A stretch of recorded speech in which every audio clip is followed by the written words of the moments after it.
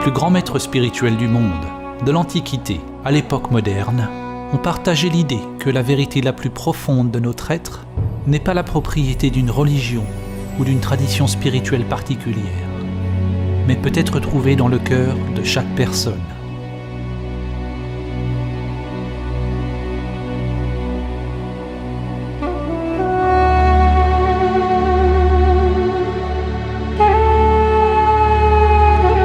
Le poète Rumi a dit « Où est cette lune qui jamais ne se lève ou ne se couche?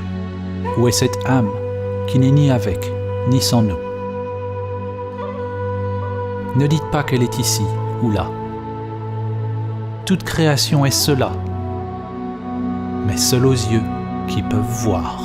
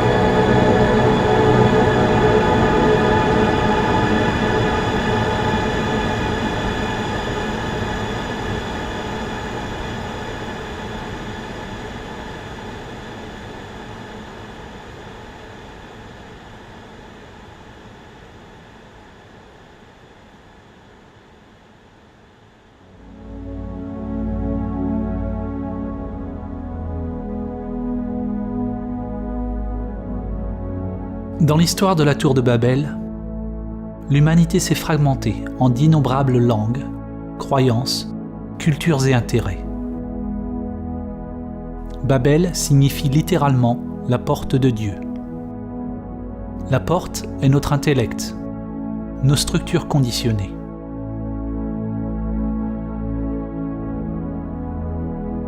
Pour ceux qui viennent à réaliser leur vraie nature, leur essence au-delà du nom et de la forme, ceux-là sont initiés au grand mystère de ce qui se trouve au-delà de la porte.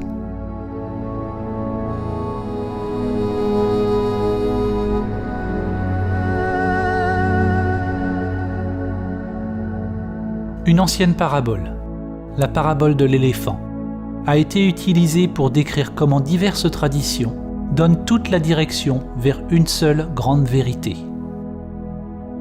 Un groupe de personnes aveugles touche chacune une partie différente d'un éléphant, obtenant une certaine impression de ce qu'est un éléphant.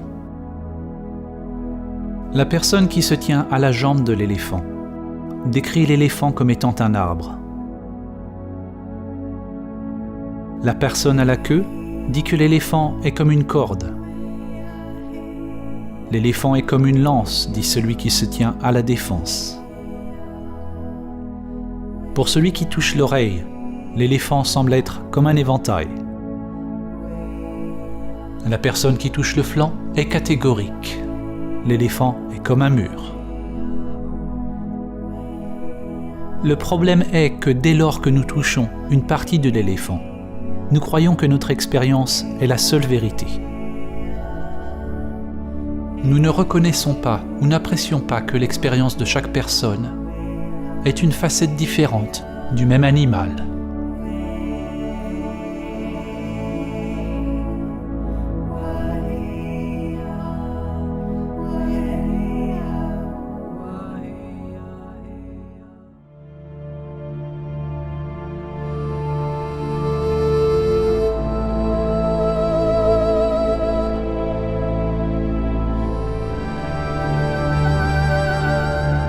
La philosophie pérenne ou éternelle est un entendement que toutes les traditions spirituelles ou religieuses partagent une seule vérité universelle, une réalité mystique ou transcendante, sur laquelle toutes les connaissances et doctrines spirituelles se fondent.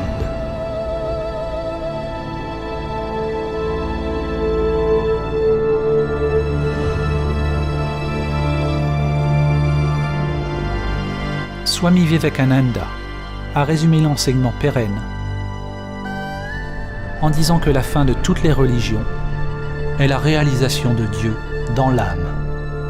C'est là l'unique religion universelle. Dans ce film, lorsque nous utilisons le mot « Dieu », il s'agit simplement d'une métaphore du transcendant, pointant vers le grand mystère au-delà de l'esprit égoïque limité. Réaliser le soi véritable ou soi immanent, c'est réaliser notre nature divine. Chaque âme a le potentiel de manifester un nouveau niveau de conscience supérieure afin de se réveiller de son sommeil et de son identification avec la forme.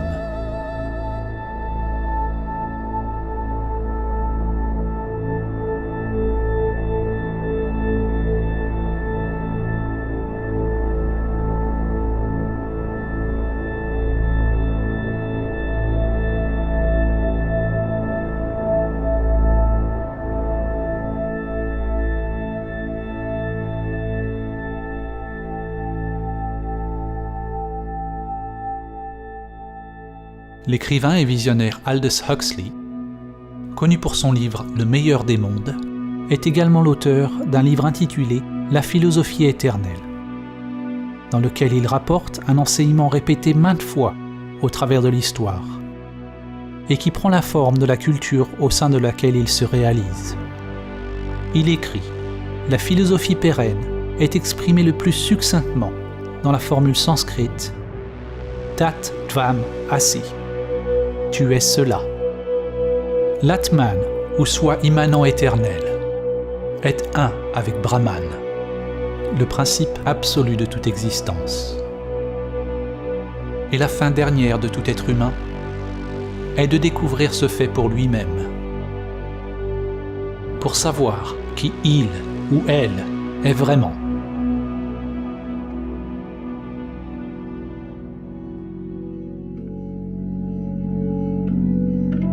Chaque tradition est comme une facette d'un joyau reflétant une perspective unique de la même vérité, tout en se faisant écho et en s'éclairant mutuellement. Quel que soit le langage et le cadre conceptuel utilisé, toutes les religions qui reflètent l'enseignement pérenne partagent l'idée qu'il existe une union avec quelque chose de plus grand, quelque chose qui nous dépasse.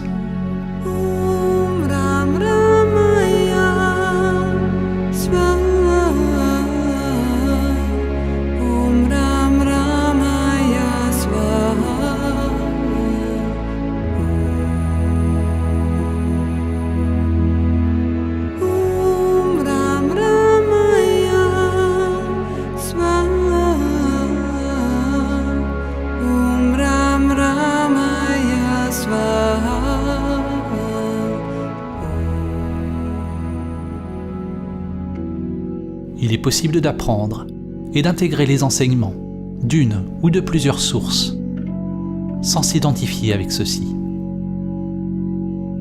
Il est dit que tous les vrais enseignements spirituels sont simplement des doigts pointant vers la vérité transcendante. Si nous nous attachons au dogme, à l'enseignement, pour leur réconfort, nous serons retardés dans notre évolution spirituelle. Réaliser la vérité au-delà de tout concept, c'est abandonner toute accroche et attachement. Abandonner tous les concepts religieux.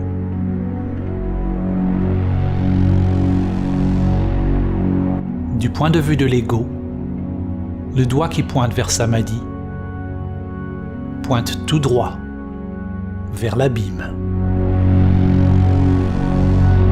Saint Jean de la Croix a dit : si l'on veut être sûr de la route que l'on foule, il nous faut fermer les yeux et marcher dans le noir.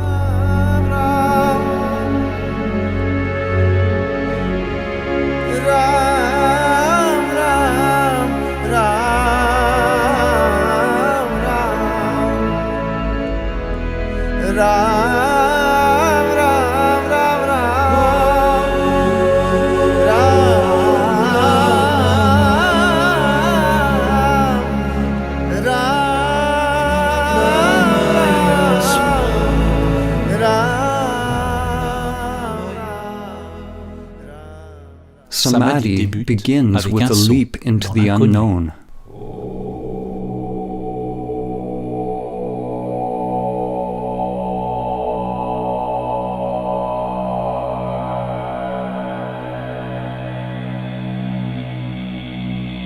Dans les anciennes traditions, afin de réaliser Samadhi, il a été dit que l'on devait ultimement détourner la conscience de tous les objets connus,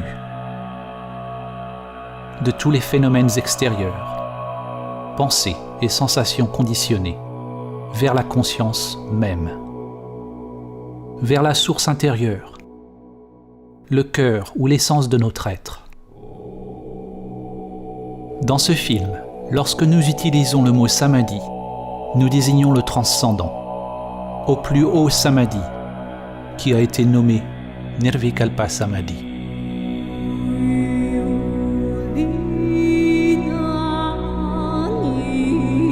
En Nirvikalpa Samadhi se trouve la cessation de l'activité de soi, de toute recherche et action. Nous ne pouvons parler de ce qui disparaît qu'à mesure que nous nous en approchons, et de ce qui réapparaît lorsque nous en revenons. Il n'y a ni perception, ni non-perception, ni chose, ni absence de chose, ni conscience, ni inconscience. Un absolu insondable et impénétrable pour l'intellect.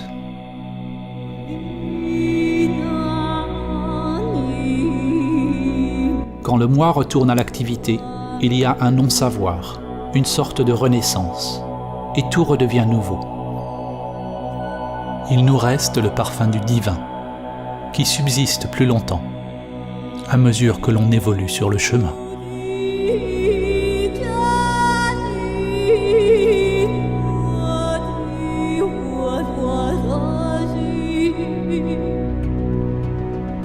Il existe de nombreux types de samadhi, décrits dans les anciennes traditions.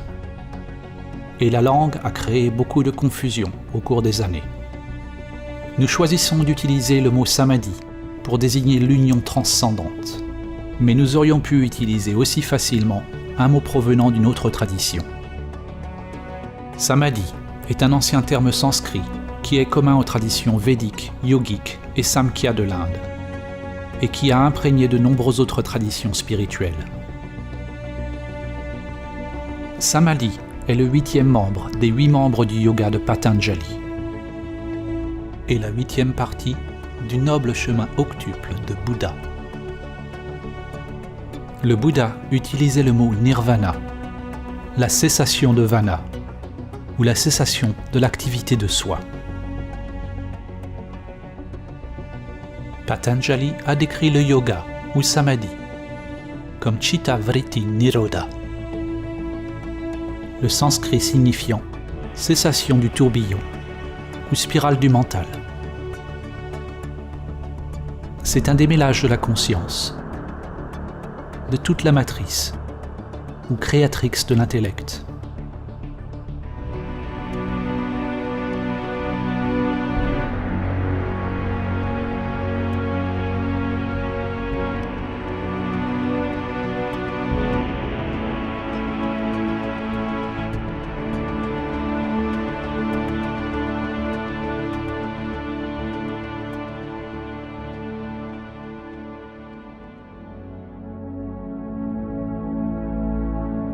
Samadhi ne désigne aucun concept, car pour le réaliser, il est nécessaire de laisser tomber l'intellect conceptuel.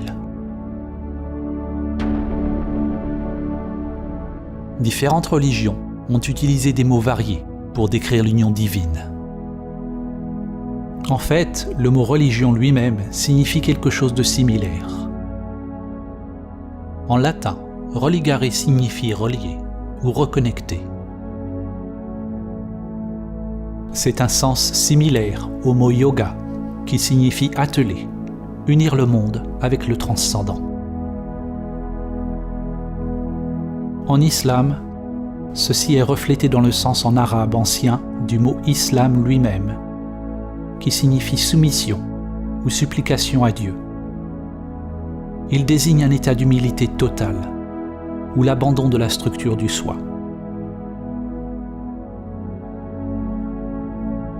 les mystiques chrétiens, tels que saint François d'Assise, sainte Thérèse d'Avila et saint Jean de la Croix, décrivent une union divine avec Dieu, le royaume intérieur de Dieu.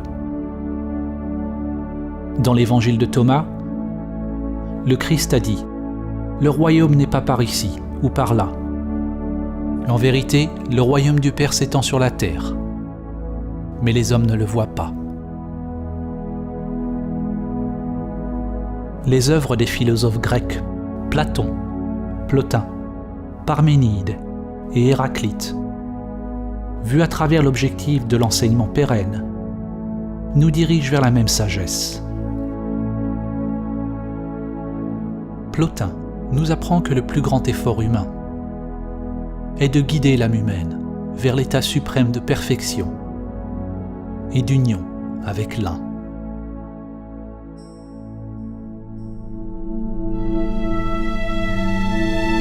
La médecine Lakota et le saint homme élan noir ont dit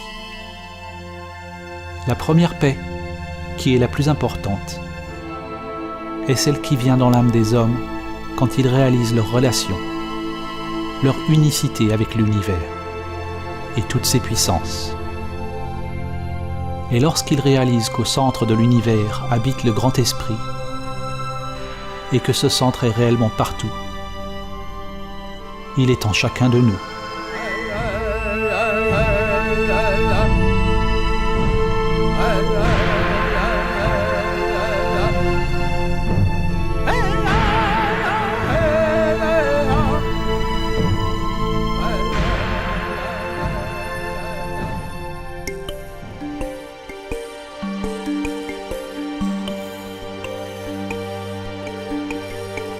Sur le chemin de l'éveil, à moins que nous soyons en samadhi, il y a toujours deux polarités, deux portes dans lesquelles on peut entrer, deux dimensions, l'une vers la conscience pure et l'autre vers le monde des phénomènes. Le courant ascendant vers l'absolu et le courant descendant vers Maya et tout ce qui se manifeste, à la fois vu et invisible.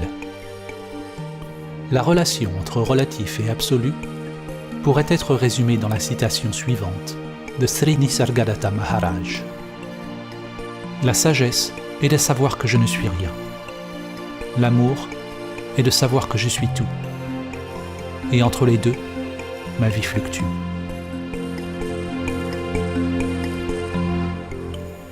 Ce qui est né de cette union est une nouvelle conscience divine.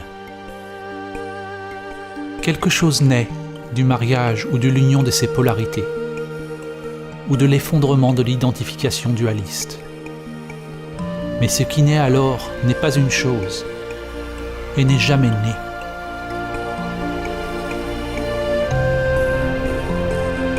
La conscience fleurit et crée quelque chose de nouveau, que l'on pourrait nommer une Trinité éternelle. Dieu le Père, le transcendant, inconnaissable et immuable, est uni au divin féminin, qui est tout ce qui change. Cette union entraîne une transformation alchimique, une sorte de mort et de renaissance. Dans les enseignements védiques, l'union divine est représentée par deux forces fondamentales, Shiva et Shakti. Les noms et les visages des différents dieux changent à travers l'histoire, mais leurs attributs fondamentaux demeurent. Ce qui naît de cette union est une nouvelle conscience divine, une nouvelle manière d'être dans le monde. Deux polarités inséparablement une énergie universelle, sans centre, sans limitation. C'est l'amour pur. Il n'y a rien à y gagner ou à y perdre, car c'est un vide complet et simultanément absolument plein.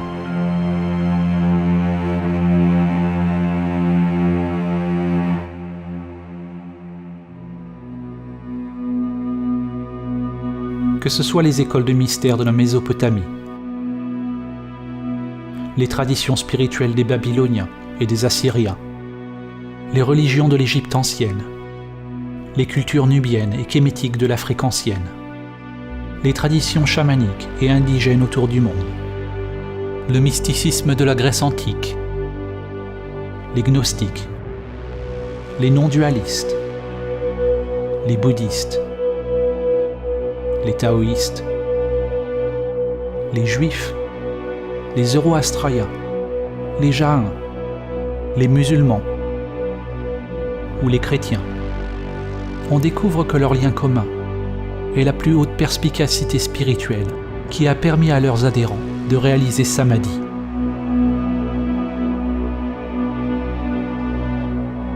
Le mot Samadhi lui-même désigne la réalisation de la similitude ou unité en toute chose.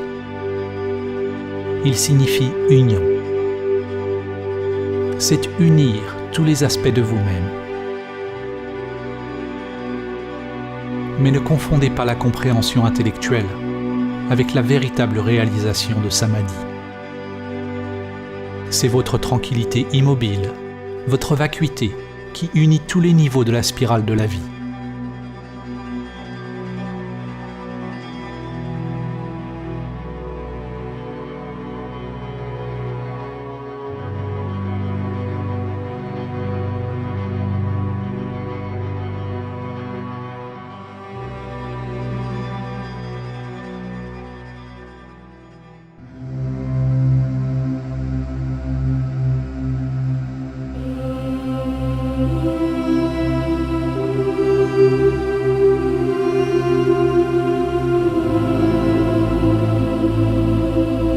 C'est à travers l'enseignement ancien de Samadhi que l'humanité peut commencer à comprendre la source commune de toutes les religions et à s'aligner à nouveau sur la spirale de la vie, le grand esprit, le Dhamma ou le Tao. La spirale est le pont qui s'étend du microcosme au macrocosme.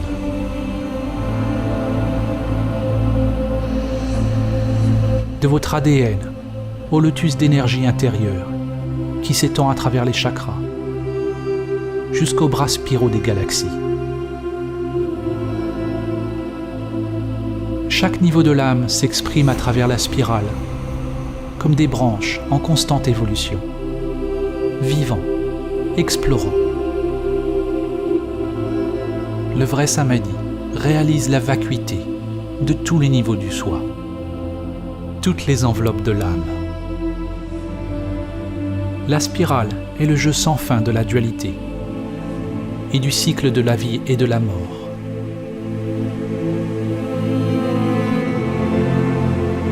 Parfois, nous oublions notre connexion à la source.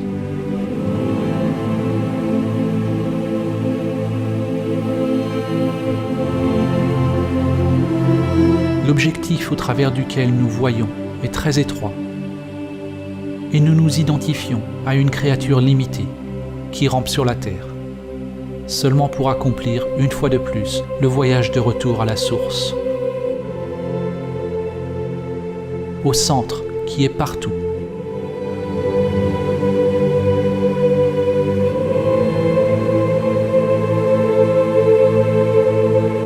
Chuang Tzu a dit: quand il n'y a plus de séparation entre ceci et cela, on l'appelle le point immobile du Tao, au point stationnaire, au centre de la spirale.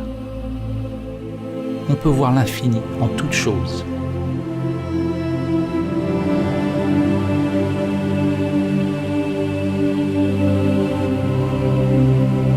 L'ancien mantra Om Mani Padme Hum a une signification poétique.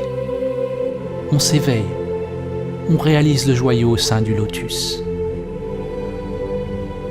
Votre vraie nature s'éveille dans l'âme, dans le monde, en tant que le monde.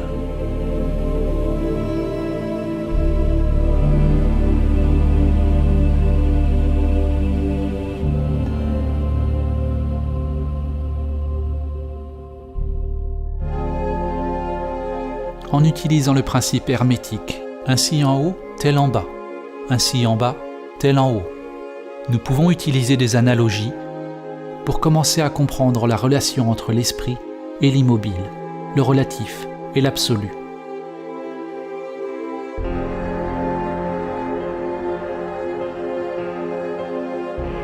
Une façon de commencer à saisir la nature non conceptuelle de Samadhi est d'utiliser l'analogie du trou noir.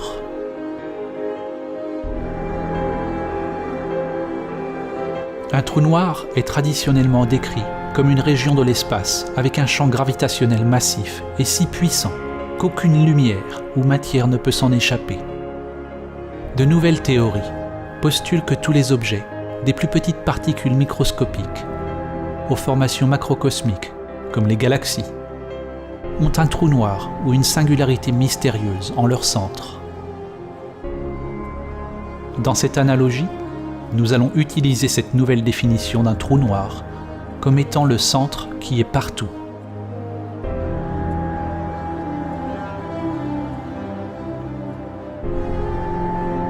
Dans la tradition zen, de nombreux poèmes et koans nous mènent face à face avec la porte sans porte.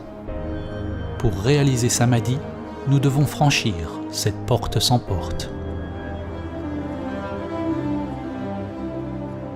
L'horizon des événements est une limite dans l'espace-temps, au-delà de laquelle les événements ne peuvent pas affecter un observateur extérieur. Ce qui signifie que tout ce qui se passe, au-delà de l'horizon des événements, ne vous est pas connu.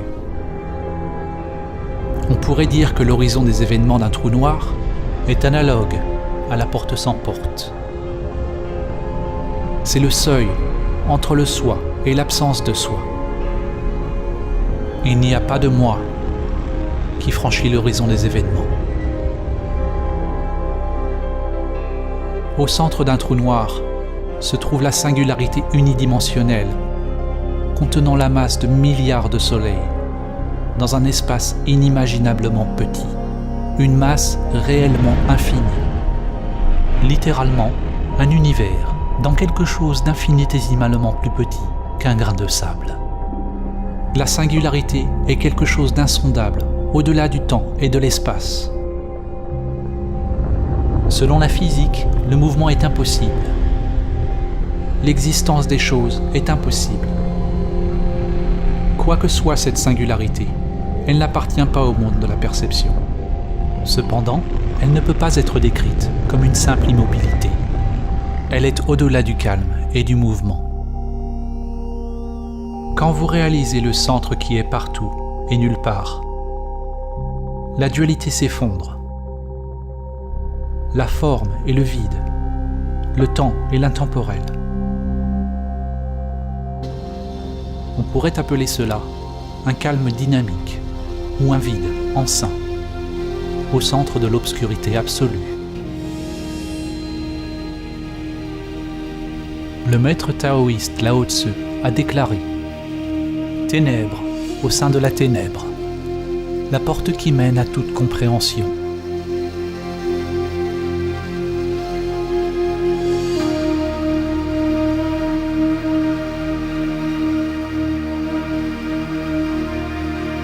Le mythologue comparatif et écrivain Joseph Campbell décrit un symbole récurrent,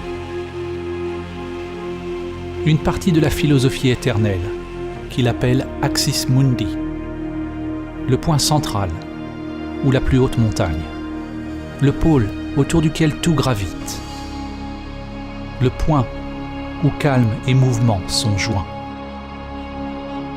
De ce centre est réalisé un puissant arbre à fleurs, un arbre de la Bodhi qui rejoint tous les mondes.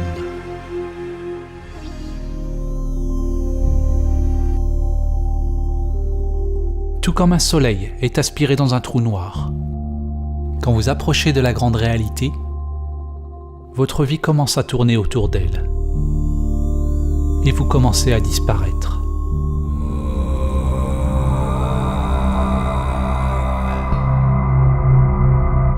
À mesure que vous approchez du soi immanent, cela peut être terrifiant pour la structure de l'ego.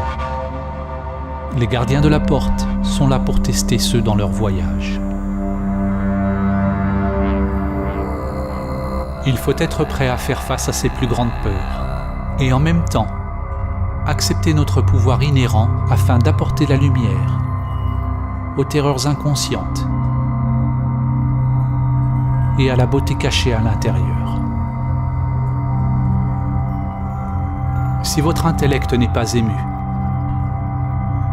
s'il n'y a pas de réaction du soi, alors tous les phénomènes produits par l'inconscient surgissent et s'évanouissent.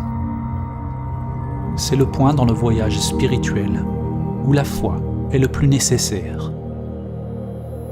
Qu'entendons-nous par foi ? La foi n'est pas la même chose que la croyance. La croyance, c'est accepter quelque chose au niveau de l'intellect pour apporter confort et assurance. La croyance est un moyen pour la pensée d'étiqueter ou de contrôler l'expérience. La foi est en réalité le contraire. La foi, c'est rester à l'endroit du non-savoir total. Accepter tout ce qui surgit de l'inconscient. La foi, c'est s'abandonner à l'attraction de la singularité, à la dissolution ou au démantèlement du soi, pour passer la porte sans porte.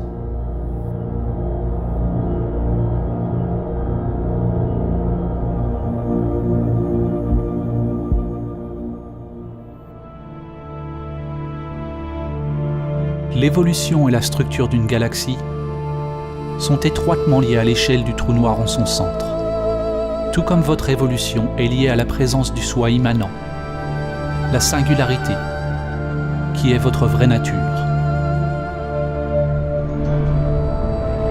Nous ne pouvons pas voir le trou noir, mais nous pouvons le connaître par la manière dont les choses se déplacent autour de celui-ci, par la façon dont il interagit avec la réalité physique.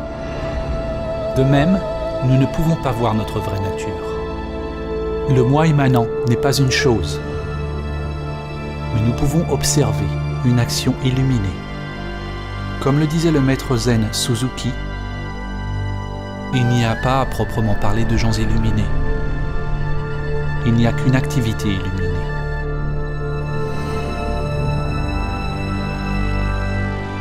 Nous ne pouvons le voir, tout comme l'œil ne peut pas se voir lui-même. Nous ne pouvons le voir car c'est grâce à celui-ci que la vue est possible. Comme le trou noir, Samadhi n'est pas le néant, et ce n'est pas non plus une chose. C'est l'effondrement de la dualité, de choses et non-choses. Il n'y a pas de porte pour entrer dans la grande réalité, mais il y a des chemins infinis. Les chemins, les dharmas, sont comme une spirale sans fin, sans commencement ni fin. Personne ne peut passer la porte sans porte. Personne n'a jamais compris comment, et personne ne le fera jamais. Personne ne peut passer la porte sans porte. Alors, soyez personne.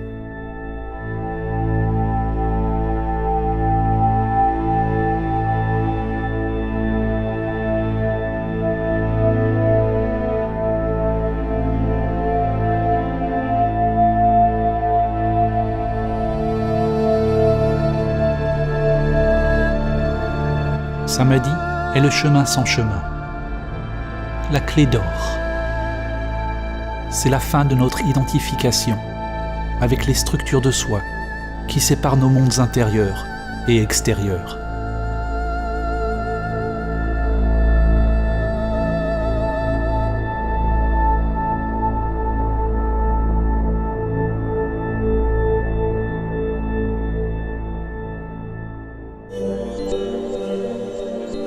Il existe de nombreux modèles de développement qui décrivent les couches ou les niveaux de structure du soi. Nous allons utiliser un exemple qui est très ancien. Dans les Upanishads, les couches qui recouvrent l'Atman ou l'âme sont appelées koshas. Chaque kosha est comme un miroir, une couche de la structure du soi. Un voile ou un niveau de maya qui nous détourne de la réalisation de notre vraie nature si nous sommes identifiés avec celle-ci. La plupart des gens voient les réflexions et croient que c'est ce qu'ils sont. Un miroir reflète la couche animale, le corps physique. Un autre miroir reflète votre mental, vos pensées, vos instincts et vos perceptions. Un autre, votre énergie intérieure, ou prana, que vous pouvez observer lorsque vous vous tournez vers l'intérieur. Un autre miroir réfléchit sur le niveau de l'imaginal, qui est la couche du mental supérieur, ou de la sagesse. Et il y a des niveaux de béatitude transcendantale, ou non-duelle, ressentis à l'approche de Samadhi. Il y a potentiellement d'innombrables miroirs, ou aspects de soi que l'on peut différencier, et ils changent constamment.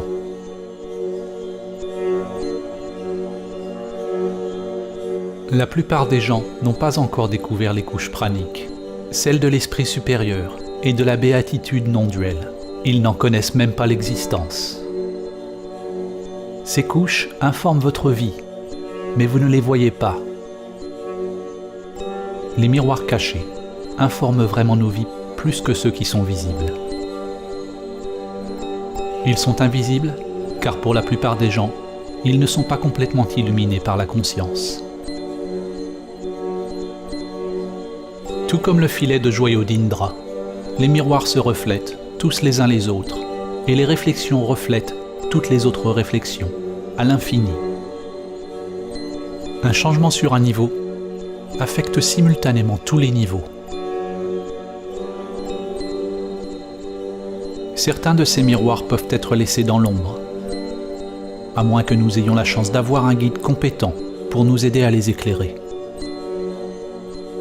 La vérité est que nous ne savons pas ce que nous ne savons pas.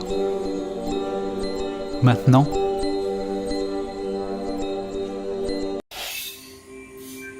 il n'y a rien qui vous rappelle à vous-même. Où êtes-vous? Quand l'intellect devient paisible, les miroirs cessent de refléter. Il n'y a plus de sujet et d'objet. Mais ne confondez pas l'état primordial avec le néant ou l'oubli. Le soi immanent n'est pas quelque chose, mais ça n'est pas rien non plus.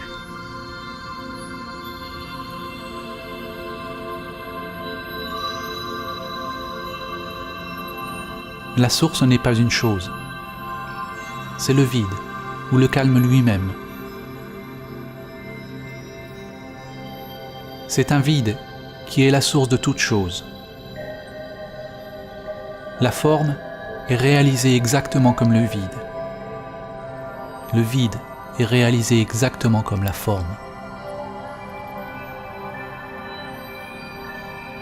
Cette source est le grand ventre de la création, enceint de toutes les possibilités.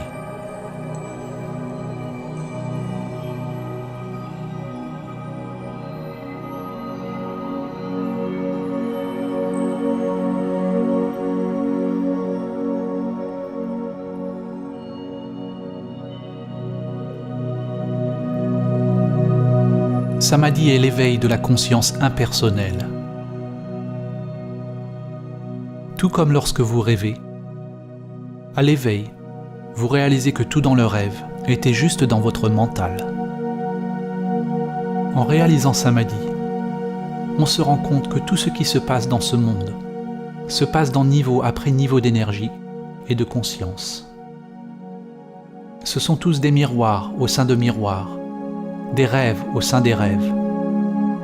Le moi que vous pensez être est à la fois le rêve et le rêveur.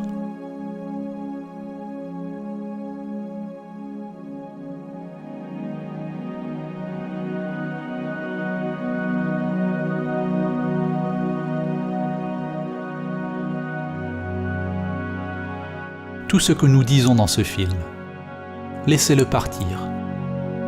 Ne le capturez pas avec l'intellect. L'âme rêve. Vous rêve. Le rêve est tout ce qui change. Mais il est possible de réaliser l'immuable.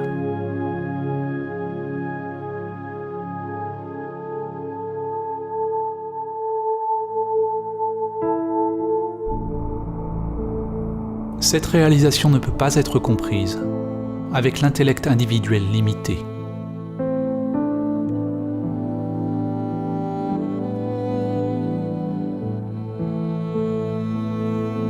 Lorsque l'on revient de Nirvikalpa Samadhi, les miroirs commencent à nouveau à refléter. Et l'on réalise alors que le monde dans lequel nous pensons vivre est en fait nous-mêmes. Non pas le vous limité, qui n'est qu'une réflexion temporaire. Mais vous êtes conscient de votre vraie nature, comme source de tout ce qui est. Cette aube d'une sagesse supérieure, l'embryon, prajna ou gnose, est ce qui est né de Samadhi. Selon le livre de Job, chokma ou sagesse vient du néant. Ce point de sagesse est à la fois infiniment petit et englobe l'être tout entier, mais il reste incompréhensible jusqu'à ce qu'il ait pris forme dans le palais des miroirs appelé Bina.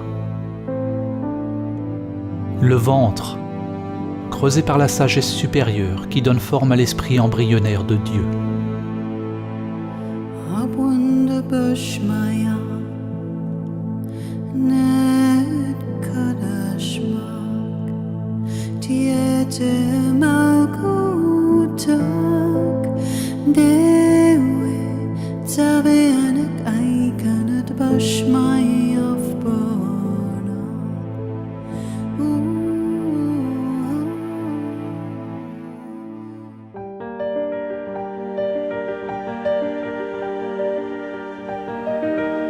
L'existence des miroirs ou l'existence du mental n'est pas un problème. Au contraire, l'erreur ou l'aberration de la perception humaine est que nous nous identifions à ceci. Cette illusion que nous sommes le soi limité est Maya. Les enseignements yogiques disent que pour réaliser Samadhi,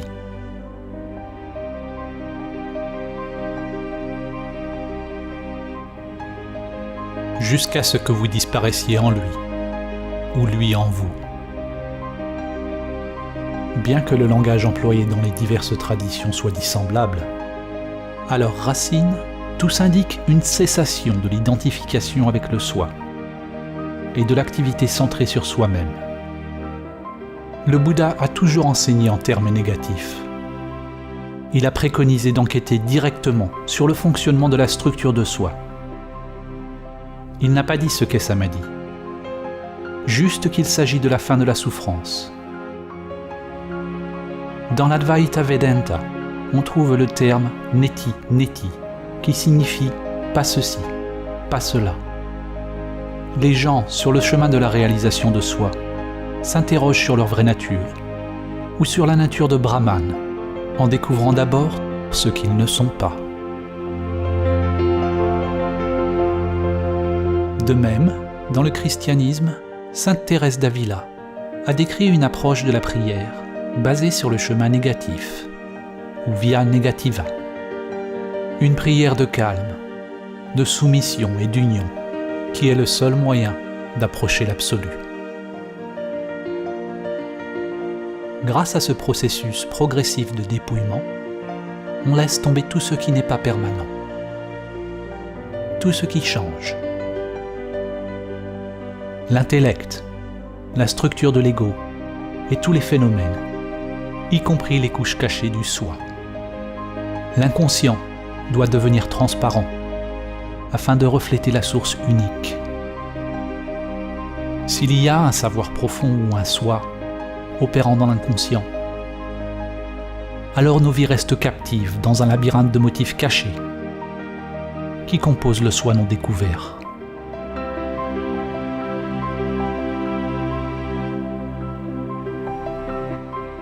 Quand toutes les couches de soi se révèlent vides alors on devient libre du soi, libre de tout concept.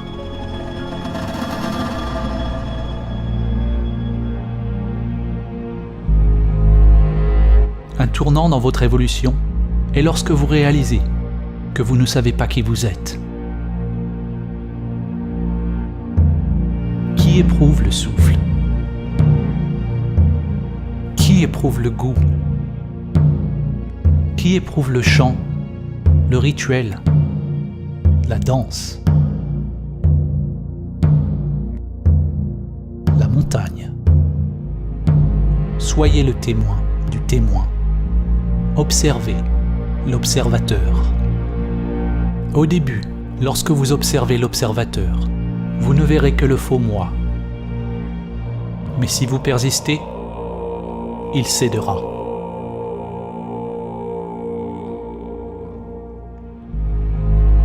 Enquérez-vous directement de ce qui perçoit, sans sourciller, perçant, pénétrant, avec toute la force de votre être.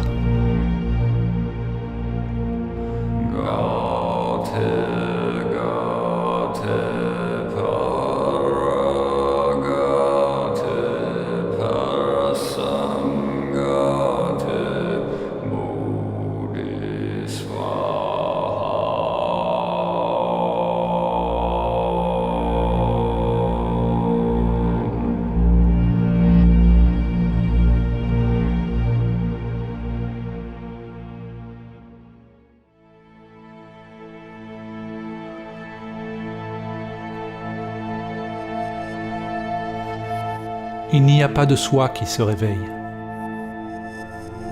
Il n'y a pas de vous qui se réveille.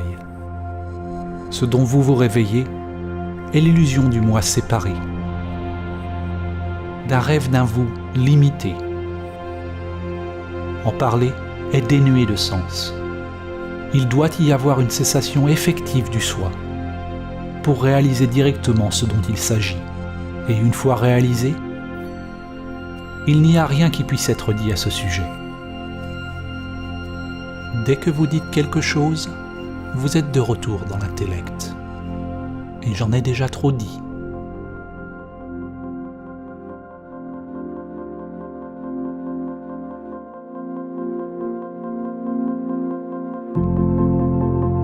Nous avons normalement 3 états de conscience. L'éveil, rêver et le sommeil profond. Samadhi est parfois appelé le 4e état, l'état fondamental de la conscience, un éveil primordial qui peut devenir continuellement présent et parallèle aux autres états de conscience. Dans le Vedanta, on l'appelle Turiya. D'autres termes pour Turiya sont la conscience du Christ, la conscience de Krishna, la nature de Bouddha, ou Sahaja Samadhi. En Sahaja Samadhi, le soi immanent reste présent durant l'usage de toutes les fonctions humaines. L'immuable est immobile au centre de la spirale des phénomènes changeants. Les pensées, les sentiments, les sensations et l'énergie tournent autour du centre, sur la circonférence. Mais le degré de calme ou de « je suis » persiste pendant l'activité extérieure, exactement comme durant la méditation. Il est possible que le soi immanent reste présent, même pendant le sommeil profond. Que votre conscience de « je suis » demeure sans va-et-vient, même si les états de conscience changent.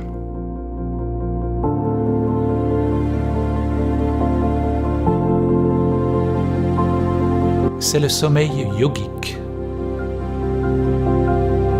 Dans le Cantique des Cantiques, ou le Cantique de Solomon de la Bible hébraïque ou de l'Ancien Testament, il est écrit « Je dors, mais mon cœur veille ».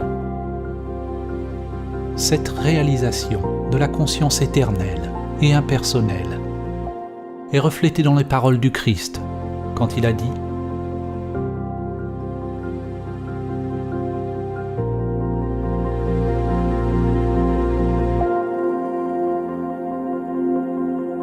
Une conscience qui brille au travers d'innombrables visages, d'innombrables formes.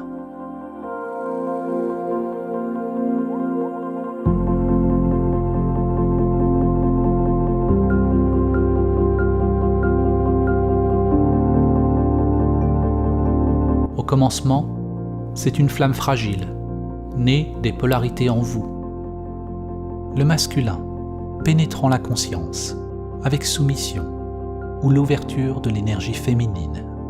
Une flamme délicate et facilement perdue. Il faut prendre grand soin de la garder en vie et de la protéger jusqu'à ce qu'elle parvienne à maturité. Samadhi est à la fois un état de conscience intemporel et une étape dans un processus de développement continu. Quelque chose d'organique qui grandit avec le temps.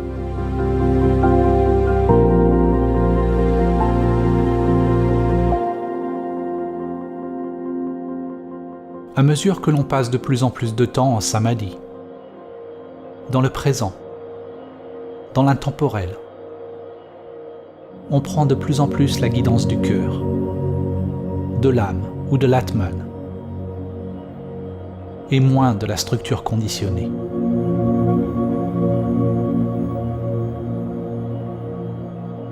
C'est ainsi que l'on devient libre de l'esprit inférieur, libre de toute pensée pathologique. Le câblage interne change. L'énergie ne circule plus inconsciemment dans les vieilles structures conditionnées. Ce qui est une autre façon de dire que l'on n'est plus identifié avec la structure de soi, avec le monde extérieur de la forme.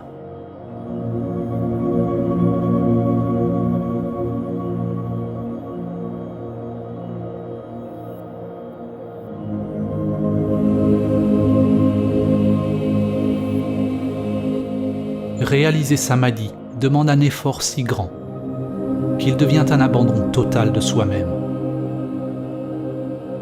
Un abandon tellement englobant qu'il est un effort complet de notre être, de toute notre énergie. C'est un équilibre d'effort et de soumission, yin et yang, une sorte d'effort sans effort.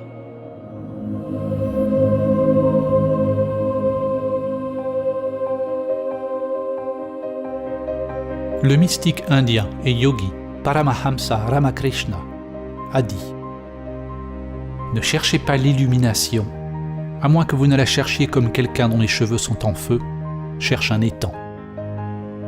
Vous le cherchez avec tout votre être. » Au cours de la pratique de la transcendance de l'ego, il faut faire preuve de grand courage, de vigilance et de persévérance pour maintenir l'embryon en vie. Pour ne pas retomber dans les empreintes figées du monde. Cela requiert une volonté d'aller contre le courant, contre l'écrasement inexorable de la matrice, le broiement des roues de samsara. Chaque souffle, chaque pensée, chaque action ayant pour seul but de réaliser la source. Samadhi n'est pas réalisé par l'effort, ni en l'absence d'effort. Laisser tomber l'effort et le non-effort est une dualité qui n'existe que dans l'intellect. La véritable réalisation de samadhi est si simple et si indifférenciée qu'elle est toujours mal interprétée à travers un langage intrinsèquement dualiste. Il n'y a qu'une seule conscience primordiale qui se réveille, comme étant le monde, mais elle a été obscurcie par de nombreuses couches mentales. Comme le soleil caché derrière les nuages, à mesure que chaque couche mentale est abandonnée, son essence est révélée.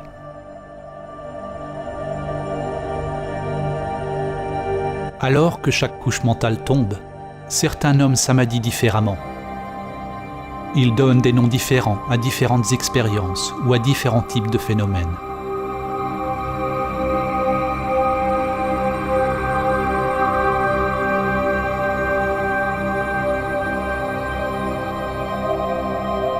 Mais samadhi est si simple que lorsque l'on vous dit ce dont il s'agit et comment le réaliser, votre intellect le manquera toujours.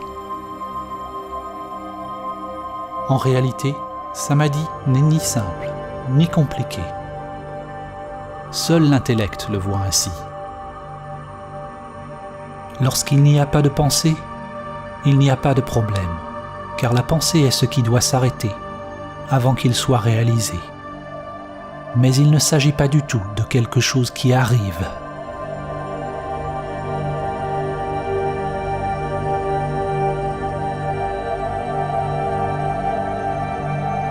L'enseignement le plus concis de Samadhi peut être trouvé dans cette phrase. Sois calme et sais.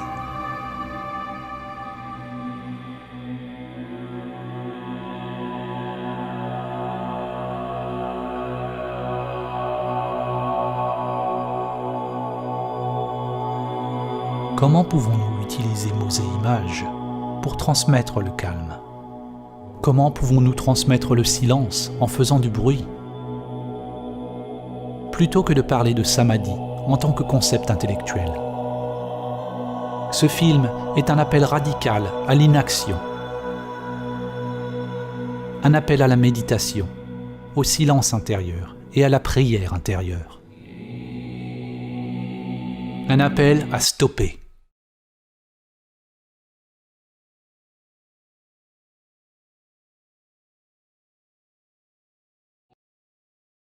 Arrêtez tout ce qui est conduit par l'intellect égoïque pathologique. Sois calme et sais.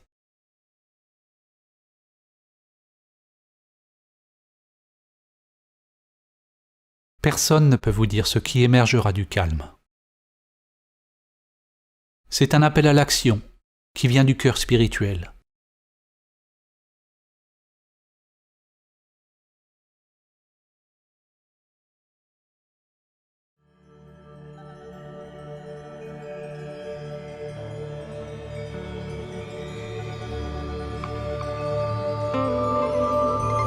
C'est comme se souvenir de quelque chose d'ancien.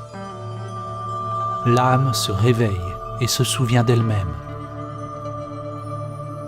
Le vide, tel un passager endormi, maintenant s'éveille et se réalise lui-même en toute chose.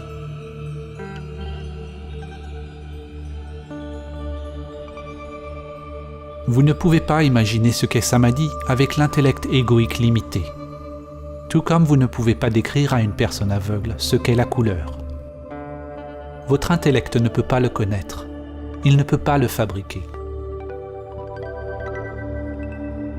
Réaliser Samadhi, c'est voir d'une manière différente.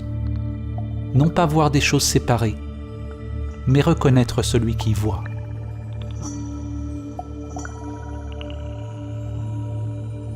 Saint François d'Assise a dit « Ce que vous cherchez est ce qui regarde. » Après avoir vu la lune, vous pouvez la reconnaître dans chaque reflet. Le soi véritable a toujours été là. Il est en tout. Mais vous n'avez pas réalisé sa présence. Alors que l'on apprend à reconnaître et à demeurer comme le vrai soi, au-delà du mental et des sens, il devient possible de se ressentir béat devant le plus banal. On devient béatitude.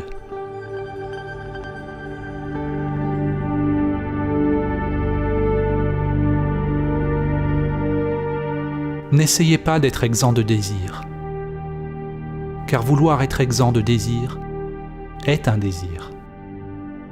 Vous ne pouvez pas tenter d'être immobile, car votre effort même est mouvement. Réalisez le calme qui est toujours présent. Sois le calme et sais.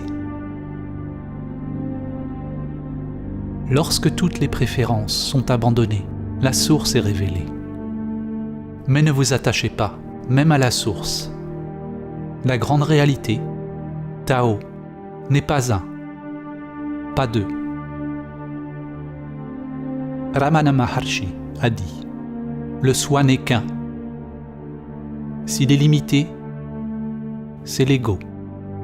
S'il est illimité, il est infini et est la grande réalité.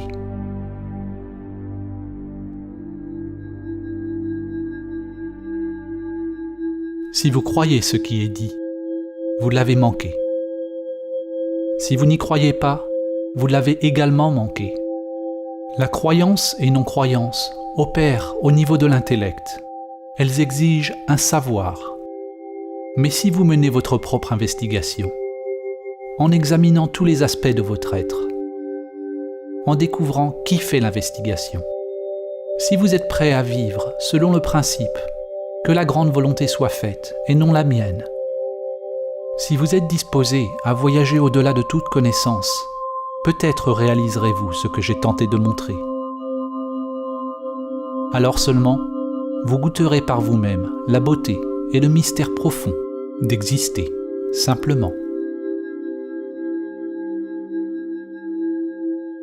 Il y a une autre possibilité pour la vie.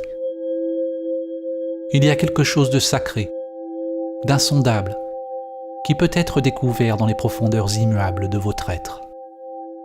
Au-delà des concepts, au-delà des dogmes, au-delà de l'activité conditionnée et de toute préférence.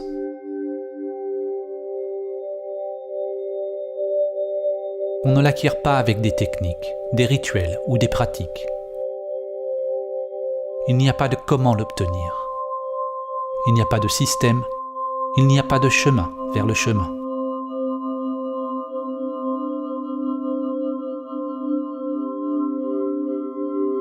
Comme on dit dans le zen, c'est la découverte de votre visage d'origine, avant votre naissance. Il ne s'agit pas d'ajouter plus à vous-même. C'est devenir une lumière sur soi-même. Une lumière qui dissipe l'illusion de soi.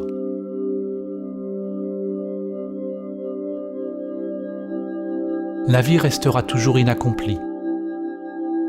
Et le cœur restera toujours agité.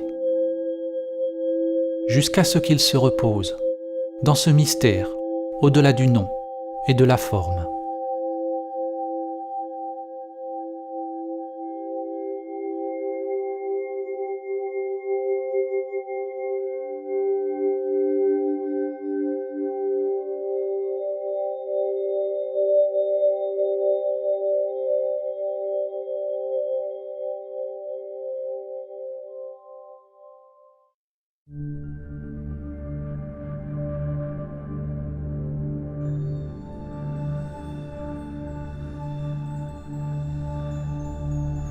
Om Shri Lakshmi Swaha Swaha Om Shri Lakshmi Swaha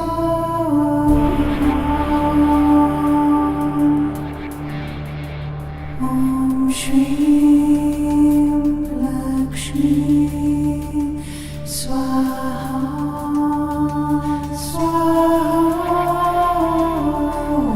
Shri Lakshmi Swaha